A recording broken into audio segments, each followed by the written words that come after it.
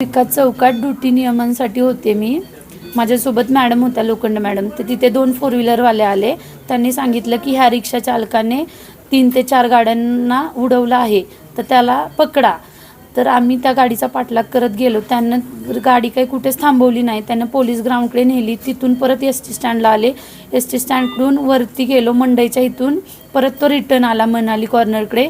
तिथं त्याला म्हणलं, दादा ट्रॅफिक आहे पुढं, आता तरी गाडी थांबवतो, ऑलरेडी खूप जणांना उडवले.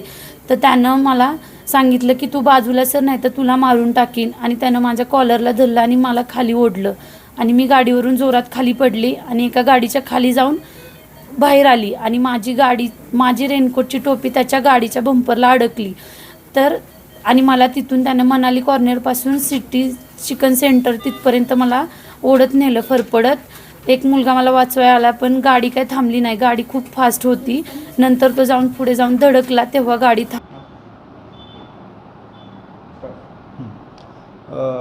आज 5 ते 5:15 वाजण्याच्या दरम्यान सातारा शहर ट्रॉफिकच्या एक लेडीज कर्मचारी ह्या भूविकास बँकेजवळ ड्युटीस असताना त्यांना काही लोकांनी सांगितलं की एक रिक्षावाला आहे, तो 2-3 गाड्यांना उडवून फास्ट चाललेला आहे, बहुतेक तो दारू पिलेला आहे, त्याला तुम्ही पकडा.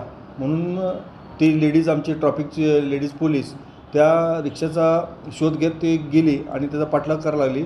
आणि त्याला 2-3 वेळा त्यांनी समजून सांगितलं, तो रिक्षा थांबव. तरी देखील त्यानं ती रिक्षा थांबवली नाही. ती रिक्षा त्यानं तसेच सातारा चिकन सेंटरच्या जवळ रिक्षा ती घेऊन आला तो.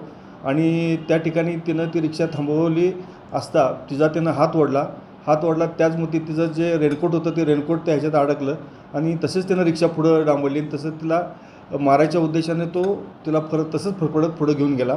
याच्यामध्ये ती सध्या सातारा हॉस्पिटल येथे ॲडमिट आहे. तिच्यावर उपचार चालू आहेत. आणि यामध्ये आम्ही त्या रिक्षा चालकाला ताब्यात घेतलेला आहे. त्याच्यावर मोठ्यातला मोठा गुन्हा या ठिकाणी आम्ही सदर ठिकाणी दाखल करीत आहोत.